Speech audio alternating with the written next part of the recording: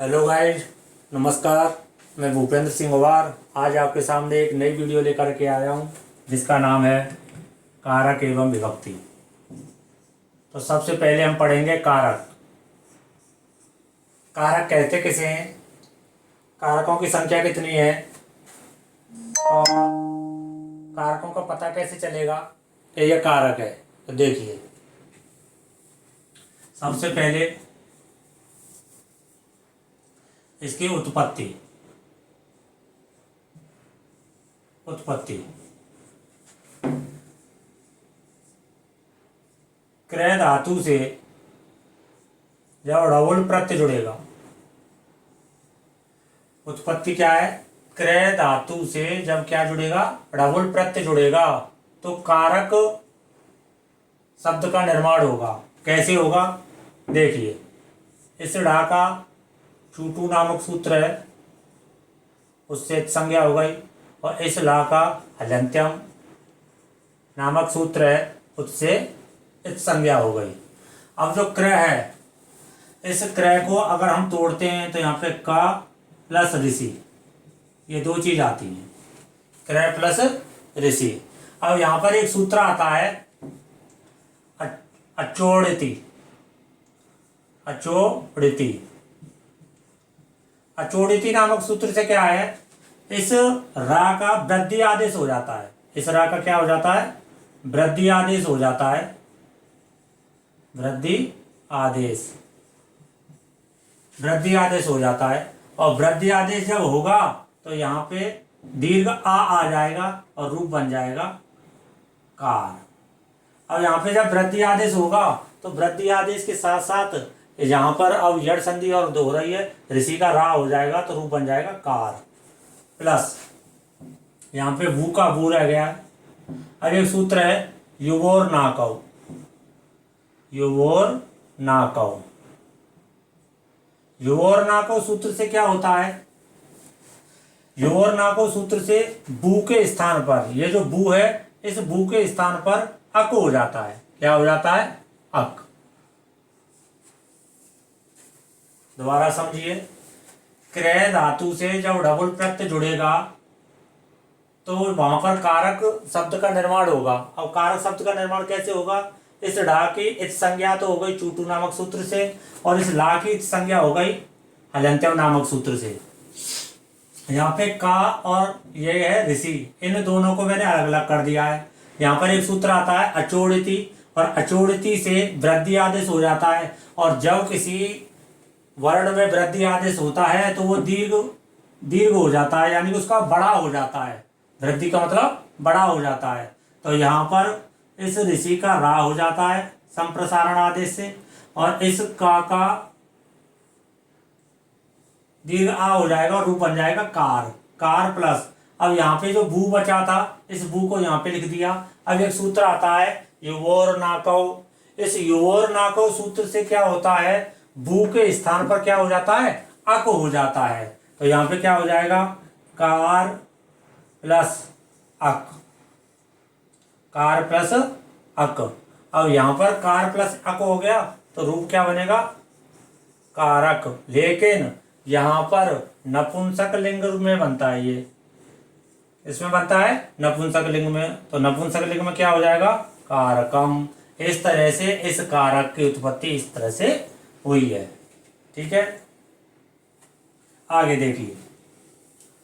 अब उत्पत्ति तो हमने पढ़ ली, लेकिन अब हमें यह पता करना है कि कारक होते कितने, कारक कितने होते हैं। तो कारकों की जो संख्या है वो 6 मानी गई है।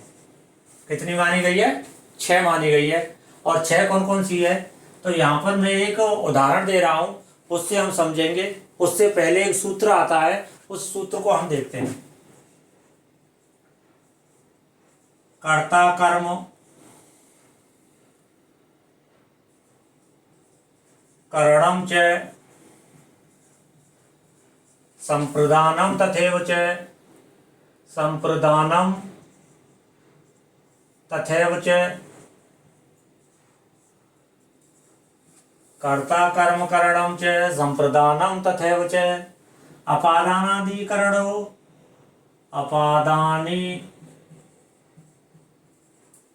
अपादानी अधिकरणों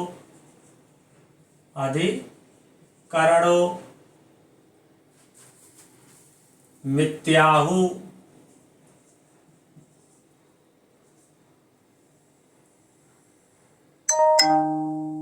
अपादानी अधिकरणों मिथ्याहु कारकाणि सटः यानी कि कर्ता कर्म कारण संप्रदान अपादान और अधिकरण, ये कारकों की जो संख्या है वो कितनी है? 6 है। तो यहाँ पर मैं एक उदाहरण दे रहा हूँ, उस उदाहरण के माध्यम से समझिए। इसका अर्थ है कर्ता कर्म करण संप्रदान अपादान और अधिकरण। 1 2 3 4 5 और 6। तो यहाँ पे जो कारकों की संख्या है वो कितनी बताई गई है? 6 बताई गई है। देखिए अब 6 को अब पता कैसे चलेगा कि ये कारक हैं? तो इसका मैं एक उदाहरण दे रहा हूं यहाँ पर, उस उदाहरण को समझिए। सबसे पहले देखिए यहाँ पे आएगा हे मनुष्य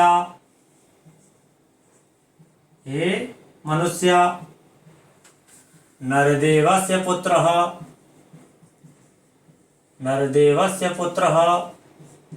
जयदेवः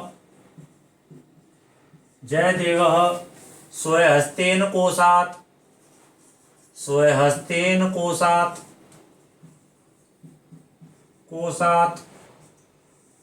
निर्धनेभ्य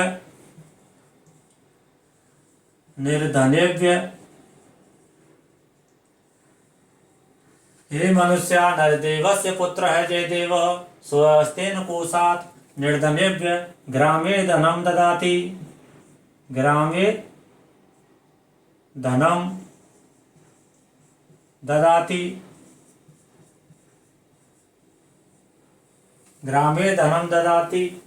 अब देखो कारक कहते किसे, कैसे पता चलेगा कि ये कारक हैं?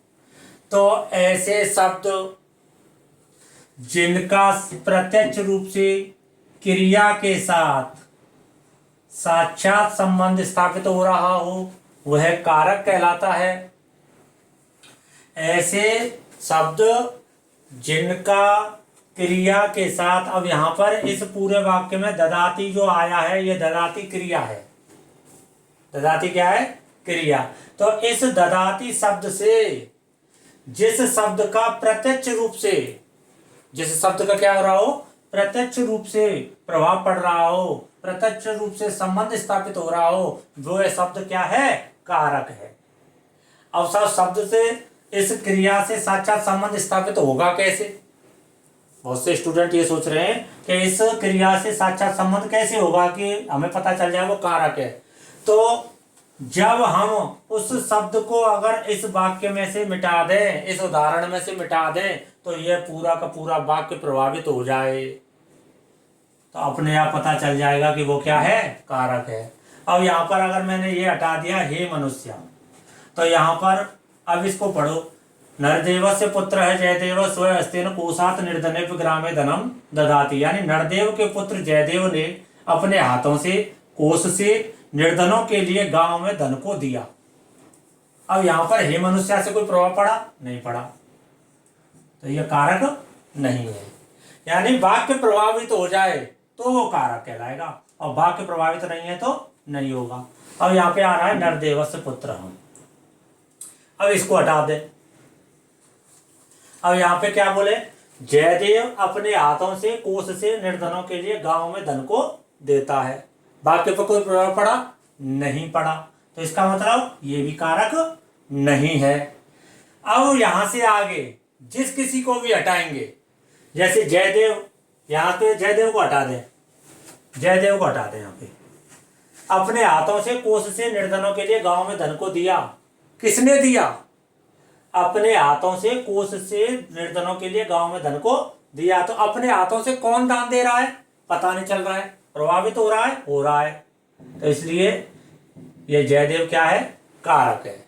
ऐसे ही स्वहस्तेन कारक है, कोशात् कारक है, निर्धनेभ्य कारक है, ग्रामे कारक है और धनम कारक है। अब देखिए कैसे, यहाँ पे आ रहा है कर्ता कारक। स्वहस्तेन कर्ता कर्म करण, कोसात संप्रदान, निर्धनिव्य अपादान, ग्रामे अधिकरण, धनम करम। कर्ता करण संप्रदान अपादान अधिकरण और कर्म, ये सभी के सभी क्या हैं? कारक हैं। तो यहाँ पे देखो, कर्ता कर्म करणम च संप्रदानम तथैव च अपादानी अधिकरणों मित्यायु कारकाणी सटः।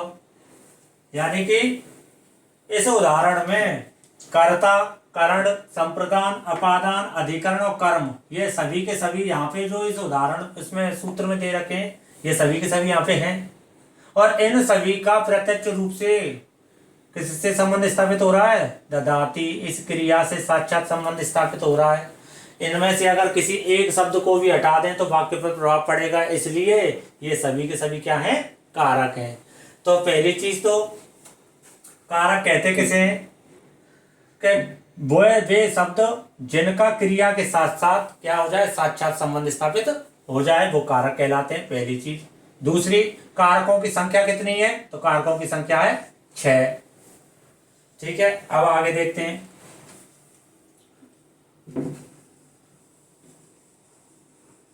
देखिए, अब देखिए यहाँ पे आया हे मनुष्य, हे मनुष्य, ये था हे मनुष्य, और यहाँ पे नरदेवस्य, नरदेवस्य पुत्र। तो यहाँ पे देखा हे मनुष्य यानी हे मनुष्यो, तो यहाँ पे है संबोधन, संबोधन।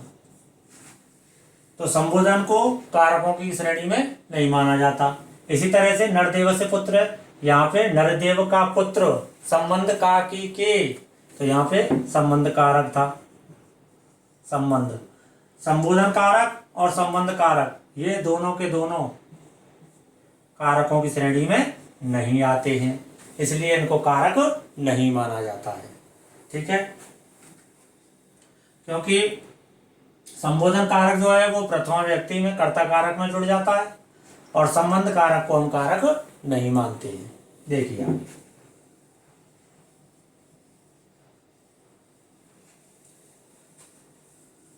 आगे कारकों की श्रेणी बताते हैं। कारकों की संख्या जो है उसको एक चार्ट में लिखते हैं। तो देखो यहाँ पे है, चलो आगे लिख देंगे, पहले विभक्ति कराते हैं। विभक्ति, और विभक्ति में ही आ जाएंगे वो। तो विभक्ति शब्द की उत्पत्ति कहाँ से हुई? उत्पत्ति, विभक्ति शब्द की उत्पत्ति हुई है बी उपसर्ग पूर्वक भज धातु से। जब क्या लगेगा? कितने प्रत्यय जुड़ेगा? कितने? बी उपसर्ग पूर्वक भज धातु से क्या जुड़ेगा? कितने प्रत्यय जुड़ेगा? तो वहां पे विभक्ति शब्द का निर्माण बनेगा। अब यहाँ पे देखिए, ये जो का है ये लसक तद्धिते, लसक तद्धिते नामक सूत्र से संज्ञा हो गई इस का की, और इस ना की हो गई हलंत्यम से, हलंत्यम।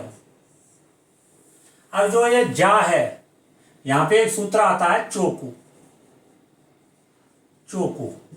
ये चोकू सूत्र क्या कहता है? चा वर्ग का कोई भी वर्ण अगर होगा तो वो का में परिवर्तन हो जाएगा। तो इस जा का किस में परिवर्तित हो जाएगा? का में। तो यहाँ पे देखिए, भी की जगह पे भी हो गया, भा की जगह पे भा। अब यहाँ पे जा तो कट गया चोकू सूत्र से, और जा की जगह पे क्या रह गया? का। चोकू सूत्र से चा वर्ग के स्थान पे का हो जाता है, तो यहाँ पे हो गया वक, यह अधूरा है प्लस। अब यहाँ पे देखिए, का की संज्ञा हो गई लसक तद्धिते से, और ना की संज्ञा हो गई हलंत्यम से। जब का की संज्ञा लसक तद्धिते से और ना की संज्ञा हलंत्यम से हो गई, तो बचा क्या है? ती बचा है। अब इन सबको जोड़ देंगे तो रूप बन जाएगा विभक्ति। मेरे हिसाब से समझ में आ गया होगा सबके, दोबारा समझ लो। बी उपसर्ग पूर्वक भज धातु से जब कितने प्रत्यय जुड़ता है तो विभक्ति शब्द का निर्माण होता है। यहाँ पर एक सूत्र था लसक तद्धित संज्ञा विधायक सूत्र, और ऐसे यहाँ पे हलंत्यम। तो इस का की संज्ञा तो लसक तद्धित से हो गई और इस ना की संज्ञा हलंत्यम से हो गई। यहाँ पे जो जा है, इस जा की संज्ञा या जा को चोकू नामक सूत्र से चा वर्ग का चा छा जा चा वर्ग का का हो जाता है। यहाँ पे ये का हो रहा है, तो यहाँ पे बी की जगह तो बी, भा की जगह भा, इस जा की जगह पे चोकू सूत्र से का हो गया, तो का यहाँ पे आ गया। और इनमें से इस प्रत्यय में से ती बचा है, तो यहाँ पे जब इन सबको जोड़ा जाएगा तो बन गया विभक्ति। अब आगे देखिए, विभक्ति को कितने भागों में बांटा गया है और विभक्तियों की संख्या कितनी है, विभक्ति के भेद कितने हैं और विभक्तियों की संख्या कितनी है। तो देखिए यहां पे आ रहे भेद या प्रकार, भेद या प्रकार रूप चल रहा है विभक्ति। तो विभक्ति के भेद या प्रकार कितने, दो हैं। नंबर एक कारक, कारक विभक्ति, कारक विभक्ति, और नंबर दो उपपद विभक्ति, उपपद विभक्ति। अब कारक विभक्ति किसे कहते हैं और उपपद विभक्ति किसे कहते हैं, इसको भी समझो। कारक विभक्ति होती है सुबंत युक्त, सुबंत युक्त जो पद होते हैं, सुबंत युक्त पद। अब सुबंत पद क्या है, जितने भी शब्द रूपों का जो निर्माण हुआ है वो सुबंत प्रत्ययों से हुआ है, और यह है पद युक्त।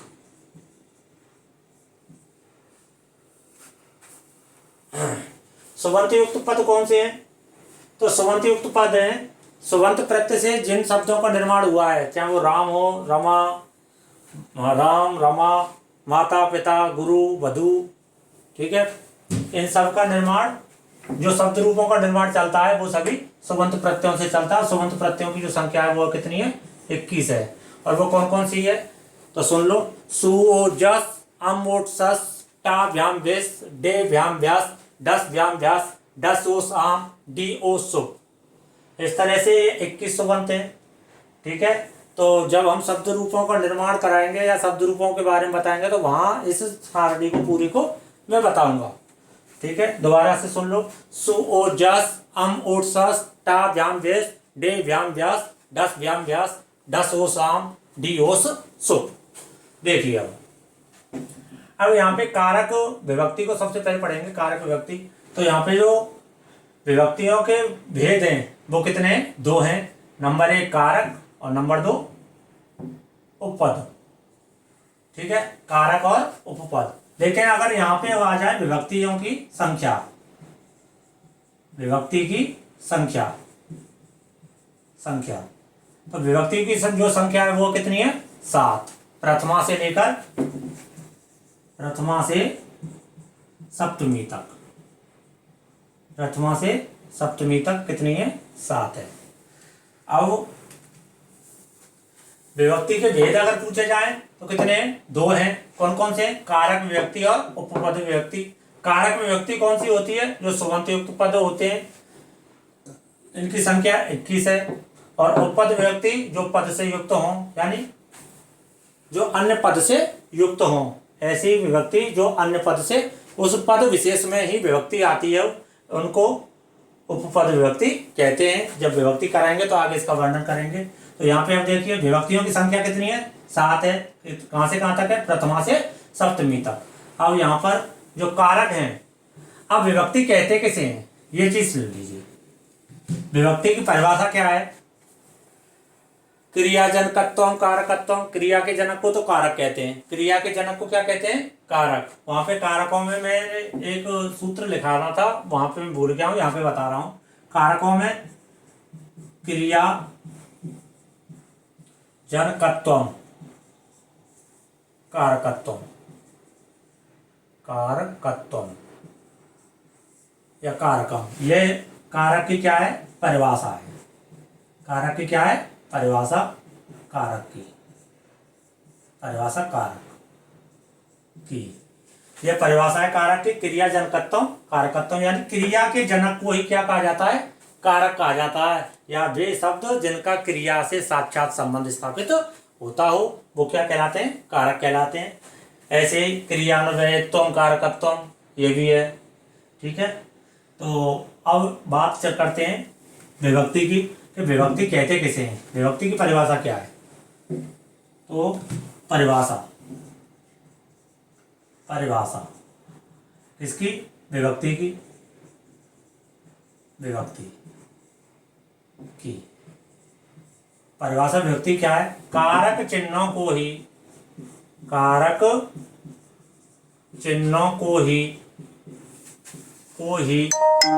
विभक्ति कहा जाता है, विभक्ति कहा जाता है। यानी कारक चिन्हों को ही क्या कहा जाता है, विभक्ति कहा जाता है। अब कारक चिन्ह कौन कौन से हैं, तो यहाँ पे एक सारणी बना रहा हूं, उस सारणी को देख लेना। देखिए, सबसे पहले यहाँ पे लिखेंगे विभक्ति,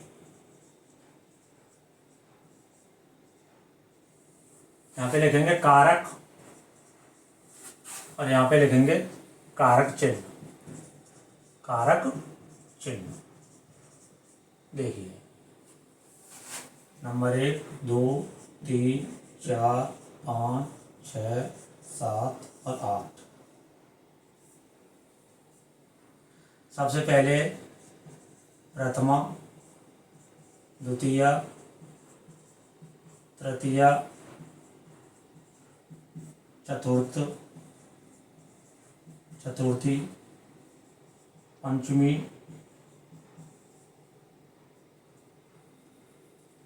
पंचमी, षष्ठी, सप्तमी,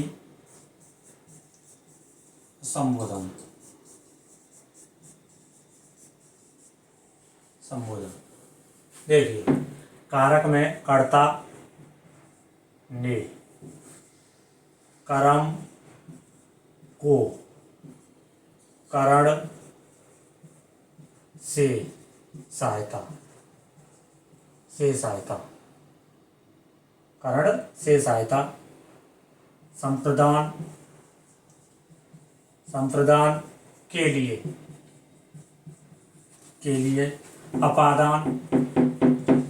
अपादान से अलग, संबंध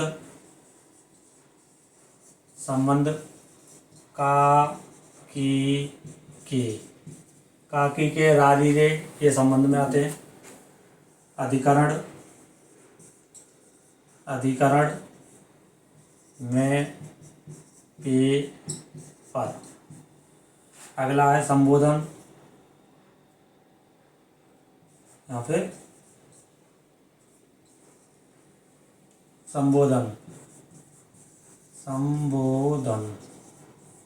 संबोधन हे ओ अरे। देखिए, विभक्ति प्रथमा, द्वितीय, तृतीय, चतुर्थी, पंचमी, षष्ठी, सप्तमी, संबोधन। यानी संबोधन को संबोधन ही लिखा जाता है। कारकों में कर्ता, कारक चिन्ह में क्या है, कर्ता ने, कर्ता में प्रथम व्यक्ति होती है, कर्म को, कर्म में द्वितीय होती है, करण से सहायता, करण में तृतीय होती है, संप्रदान के लिए, संप्रदान में चतुर्थी होती है, अपादान से अलग, अपादान में पंचमी होती है, संबंध काकी के, संबंध में षष्ठी व्यक्ति होती है, अधिकरण में पे पर, अधिकरण में सप्तमी होती है, और संबोधन है और संबोधन में अष्टमी कह लो या संबोधन होती है। तो विभक्ति साथ ही होती हैं, इसको तो अलग से लिख दिया जाता है। तो इस तरह से आज का ये जो टॉपिक है, आज का ये टॉपिक यहीं पे समाप्त होता है। कल आगे इसी क्रम को आगे बढ़ाते हुए प्रथम विभक्ति से चालू करेंगे। तब तक के लिए नमस्कार, जय हिंद, जय भारत।